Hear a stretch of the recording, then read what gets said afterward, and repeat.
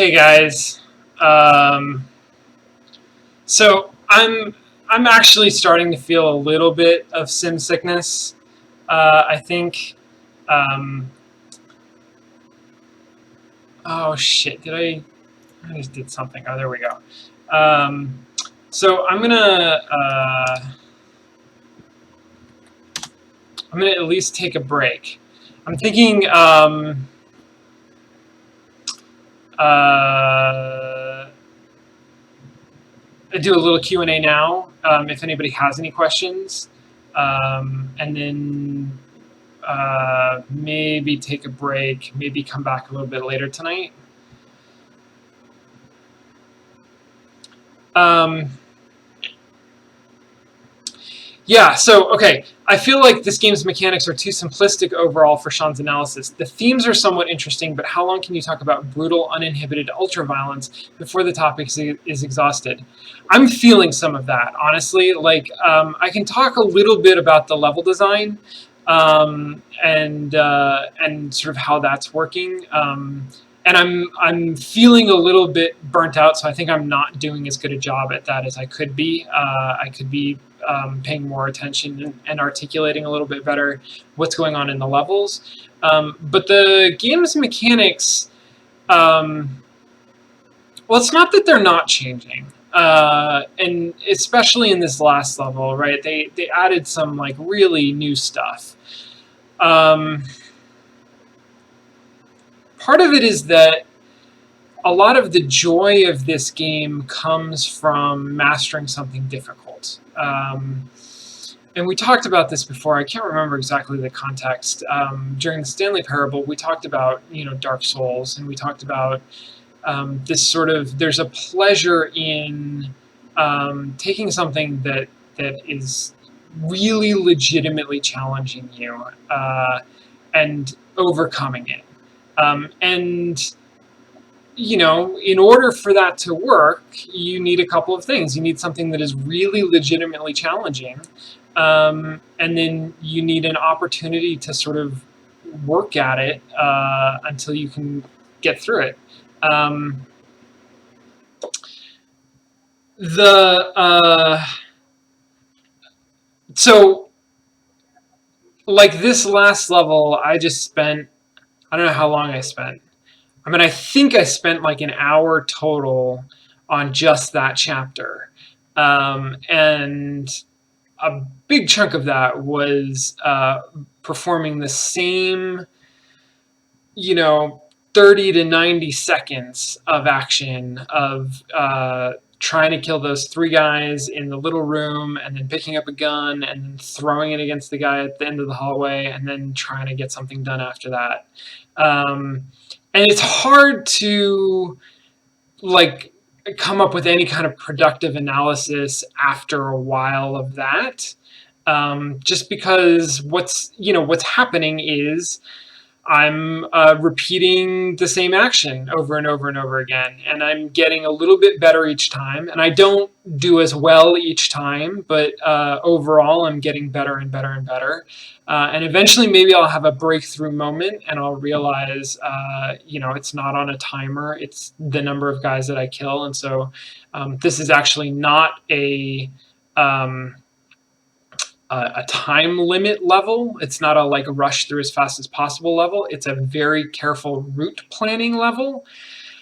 Actually, let me talk about that for a second. I don't know that I have more to say about it, but this is maybe the first big failure that I've felt in Hotline Miami, which is not my favorite game by any means, but in general, I felt like it's been a very well done game, and it's had a very smooth learning curve through the first several chapters.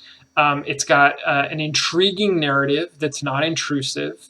It's posing a lot of questions. It's very satisfying. Like the action is very satisfying. It does a lot of things right. This is the first thing that I've sort of felt let down by, because that level suggested timer to me. That level suggested you have a limited amount of time to get through this. And when it was even suggested to me by chat that that's not the case. And even then, it was hard for me to flip into a mode where I sort of processed that and understood what that meant strategically. What that means strategically is that the only thing that matters in the level is where I am positioned when the SWAT team comes in. And if the SWAT team coming in is controlled by the number of guys that I kill, then I have to kill guys in a particular order so that I end up in the place where I want to be when I kill the last guy. That's super interesting. Like, that's a great level. But it's not clear to me, it wasn't clear to me for a long time that that's what the level was about. And so I was playing it from a completely different perspective, where I felt like my job was to kill as many guys as possible, as quickly as possible. And that turned out to be just, bad strategy. So, yeah, in general, I think this game has been like really, really well put together. Obviously, very, very disturbing, very dark, but well designed. Of course, sometimes that doesn't work as well. How do you feel about the parallel between designing game obstacles versus gender representation in games? For example, violence as a solution is very simple to design and appeals to a more masculine trait, while a more nuanced solution with consequences is very difficult to design but may have alternate appeal. Yeah, I think it's tricky to bring gender into this too strongly because, certainly, I take that back. It's completely appropriate to bring gender into this. It's tricky to assign causation to gender, to say that men are just gonna be way more into violence than women are. That may be true. It's unclear to me. Certainly, as gender as a cultural construct, violence is a more acceptable solution for men, and it's a less acceptable solution for women. So women are trained more to look for alternate solutions, and so those alternate solutions will tend to appeal to them more. Bottom line, you're absolutely right. And I know women who enjoy violent games, and I know men who don't. But regardless, there is definitely there's a gendered divide there that there's a tendency. And I think that relates in part to again, I don't know how to assign causation, but I don't think it's a coincidence that games have been, for a long time, viewed as a more masculine hobby. They've been the domain of men, and less so of women. And again, I know a lot of women who have been way into games. I know women who have been, who are more into games than I am, who are sort of more a part of that culture, certainly more proficient at it. So this is not this is a generalization. This is not something that you can apply to specific individuals. And it's also becoming less and less true. But for a long time, there has been a cultural perception that games are for boys. And I think that there's a feedback loop that in part that comes from the fact that they are violent. And so they appeal more to boys than girls. And then in part, I think that because there's a perception that it is a boy's space, a male space, those are the market sort of works to meet that demand. And so it's very difficult then for women to break in as gamers and as game designers.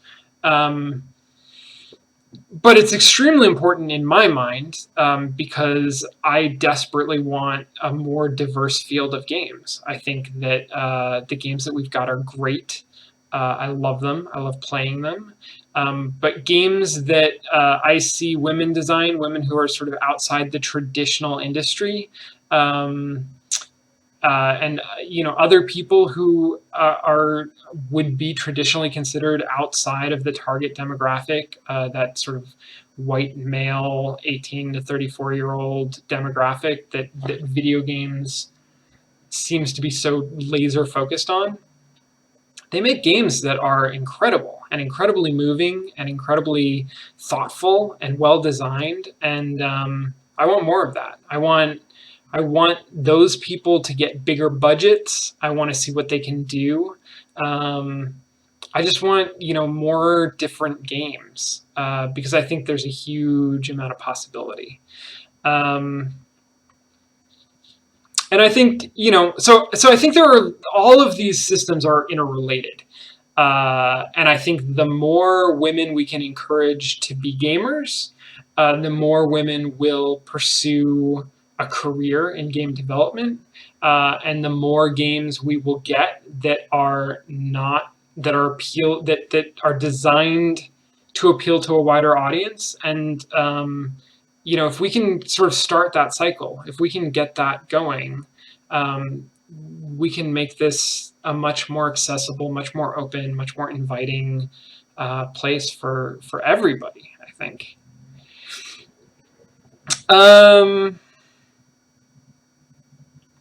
the last level wasn't on a timer is counterintuitive. I agree. I completely agree with that. Um, I have not gotten the Hot Pocket mask yet.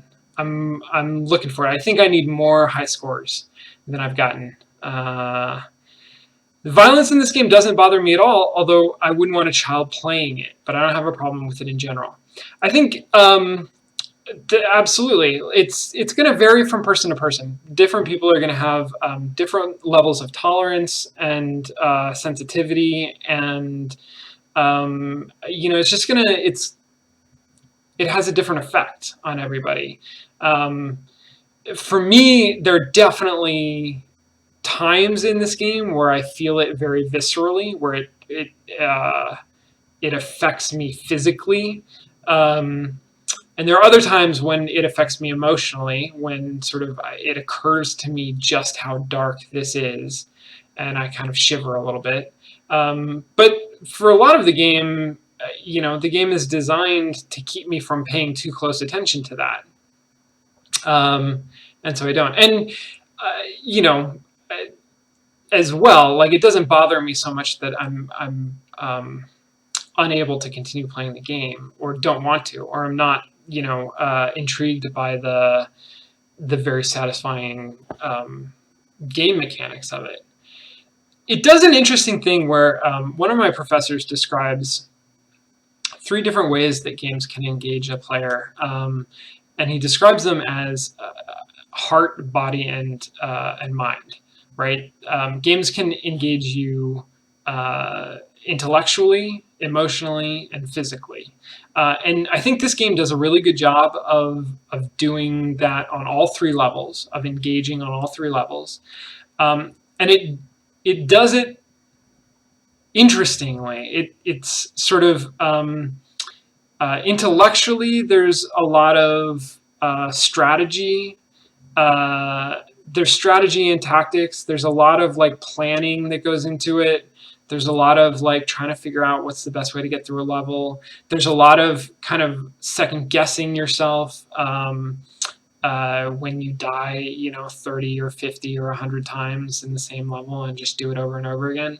Like you're thinking very hard about what you're doing, what's going on. And then physically, I'm also like very engaged. The controls are precise and it's action oriented. Like, I have to do things quickly. I have to do them precisely. I sort of get used to the way that certain moves are performed. And so I developed this sense of physical mastery, right? Muscle memory, that feels very satisfying.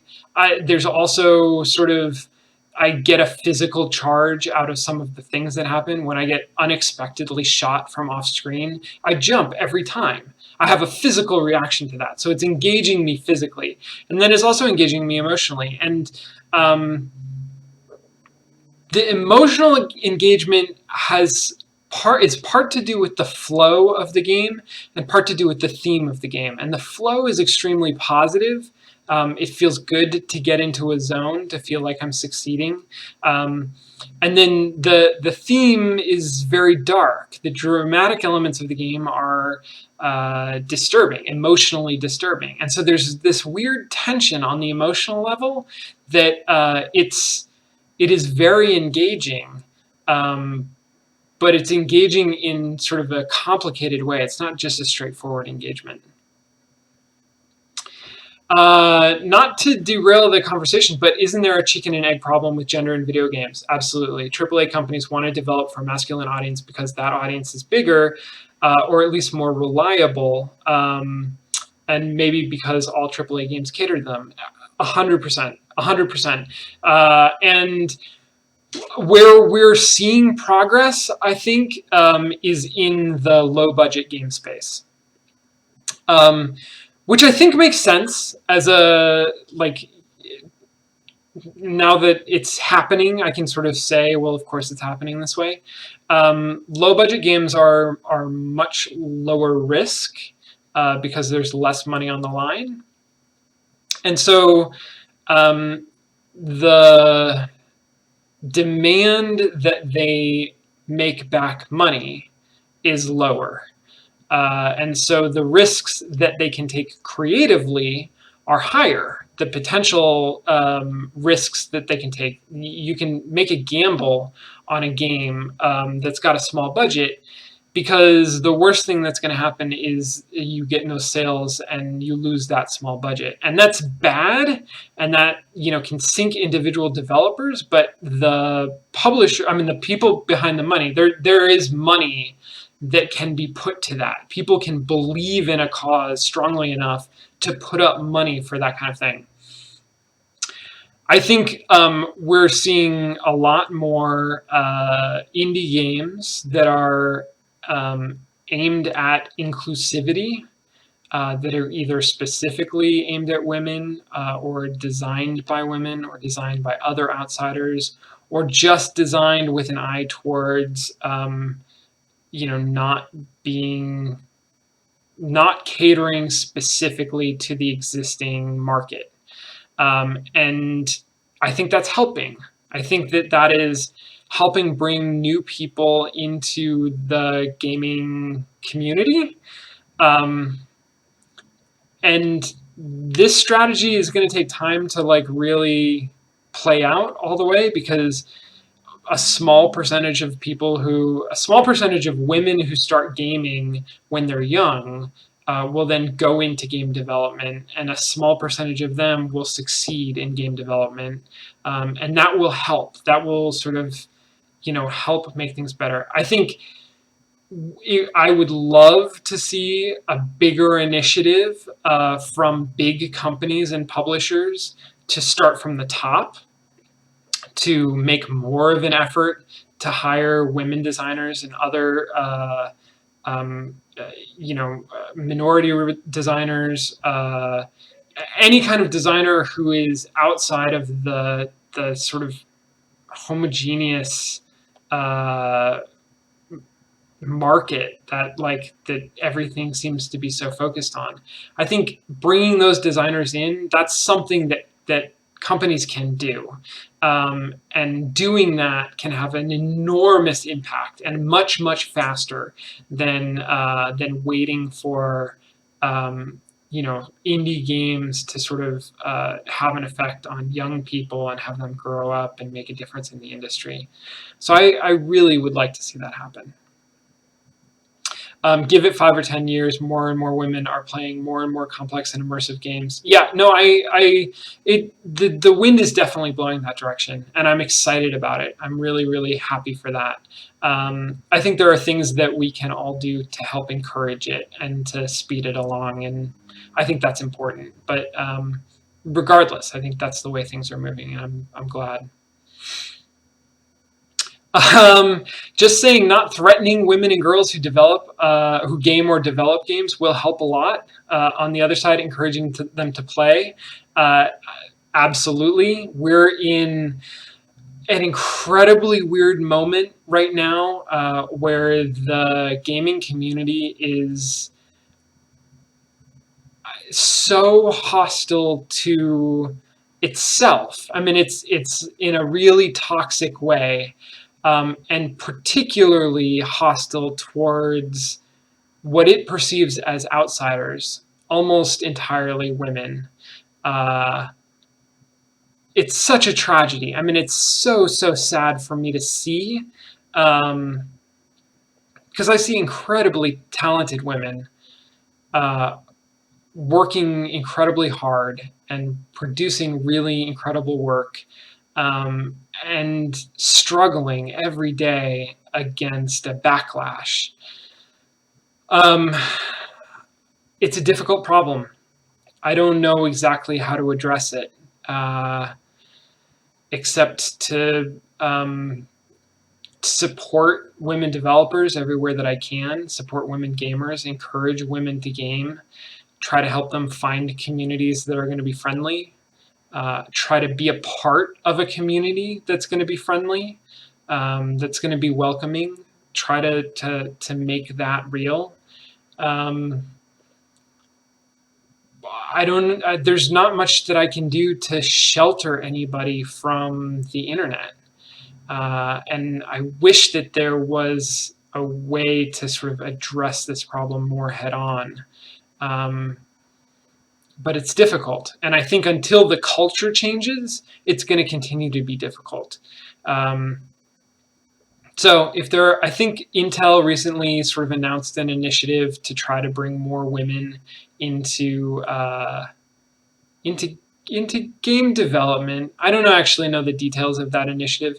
I think those kinds of initiatives that have money behind them are really important because they will help change the culture.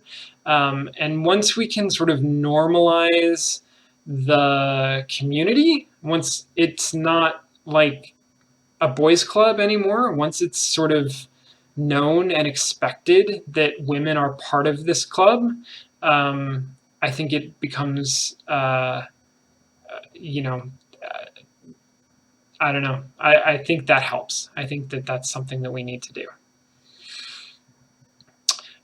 Strong female characters in games would be refreshing. I love it when you get strong, multifaceted female characters. I agree. I mean, I love playing them. And that's not even. I'm not a woman. I don't even need to be a woman to love playing really good, strong female characters. It's also, I mean, a lot of people who, and by that I mostly mean a lot of men who want to sort of latch on to this idea of strong female characters, I think misinterpret what that means, what it means to be a strong female character. I think what you said, multifaceted, is exactly right. It's not. I mean, having good, strong, positive female role models is great. Don't get me wrong, but I think what the industry really needs is women who are deep, who are fully fleshed out, who seem like real characters, who are interesting, not just female superheroes, not just that.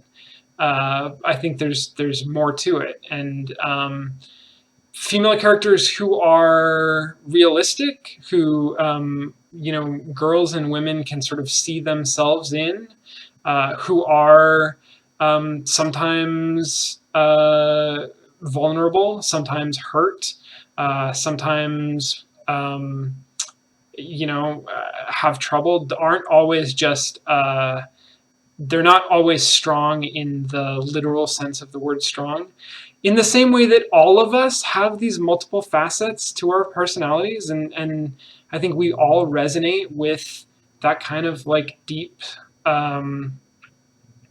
strongly written character, whether it's male or female. I just think that's, of benefit to the industry as a whole.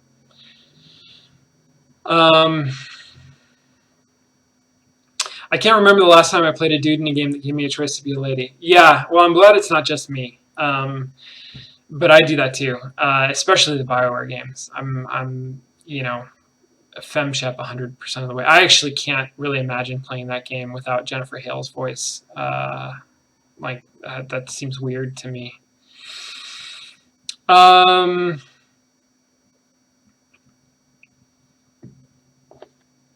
Cool. Any other questions? Let me see.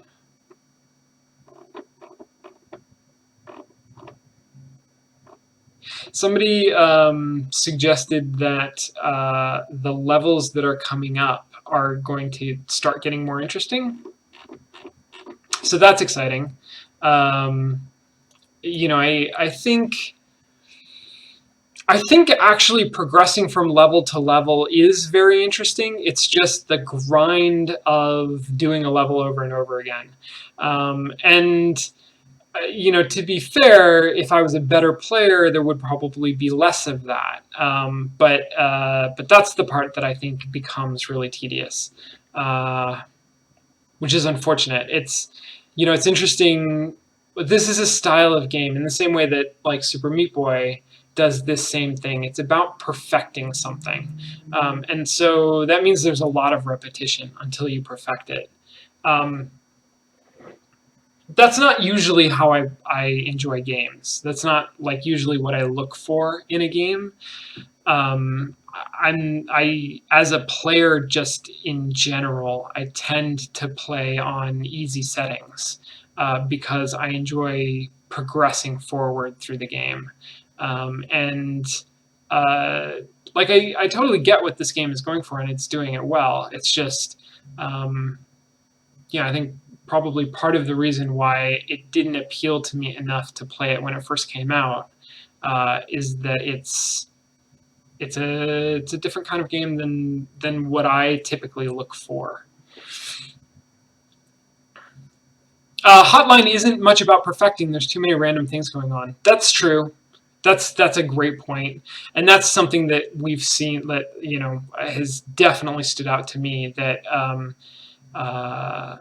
And that is actually a big difference between this and Super Meat Boy. Super Meat Boy, from what I've played of it, and I have not played that whole game, but I've played a bunch of it, is about perfecting. Every level is deterministic. That it's gonna be the same. It's gonna go the same way. The timing is gonna be the same every time. Hotline Miami, there are a number of variables that change between plays through, and so you can't just perfect a single strategy. It's not just a timing puzzle. But I think you can sort of perfect an approach and execution.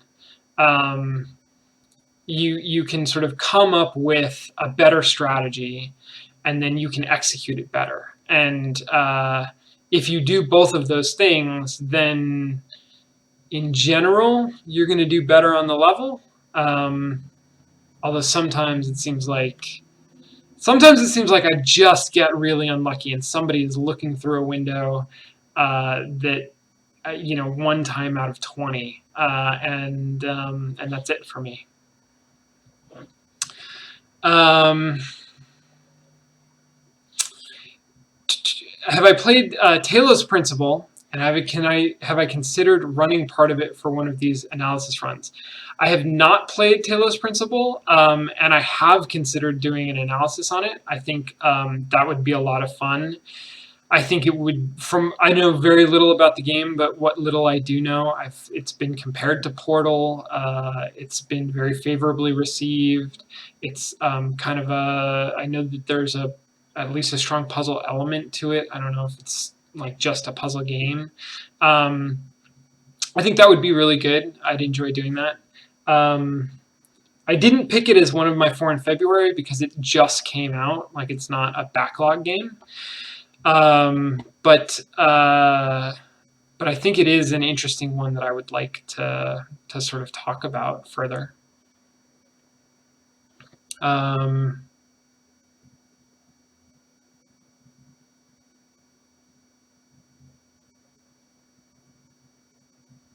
Yeah. So the faster you are, the fewer things can go wrong. Yeah, that's also so I can try that, and I was trying that a little bit on the last level, and it didn't go well for me.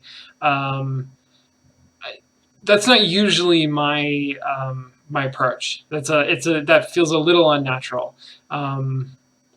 So I think one thing that I could do to improve in Hotline Miami is try a little bit more variety. Right now I'm sort of finding something that works for a little bit and then sticking just with that. Maybe that's not the best approach. Maybe, I should try using guns in different ways, and then try using melee weapons and no guns and that kind of thing. Sean did play through some of Taylor's Principle, but I don't know if he finished it. Okay, so cool, guys. I'm gonna. Oh boy. Here's what I'm gonna do. I'm gonna take a break for an hour and see how I'm feeling. Right now, I've had a lot of this game, and this game is it's got a strong visual stimulus. So I'm like feeling it. I'm gonna take an hour off and maybe grab some dinner, see how I'm feeling, and then put up on Twitter whether I'm gonna play more late tonight, or if maybe I've had enough for the day. We're on, I think, chapter 10, so we're about 2/3 of the way through the game. Although the last chapters, I'm sure, will be longer and harder than the first ones were. So right now, this is awful, but I don't really have a plan for what I'm doing. I'm going to see how I feel tonight. If I can play through a little bit more tonight, that'd be great, because I don't know if I'm going to have a chance to play tomorrow. But thanks, guys. I really appreciate you guys being around and chatting with me. I love these Q&A sessions. This is a lot of fun, and it helps me sort of process and think about the game and see some things that I didn't see before. So thanks a lot, guys. I'll announce something on Twitter in a little bit and see if we'll do more of this tonight or later on this weekend or sometime coming up. I got to finish these games at some point. So thanks for watching, and see you later.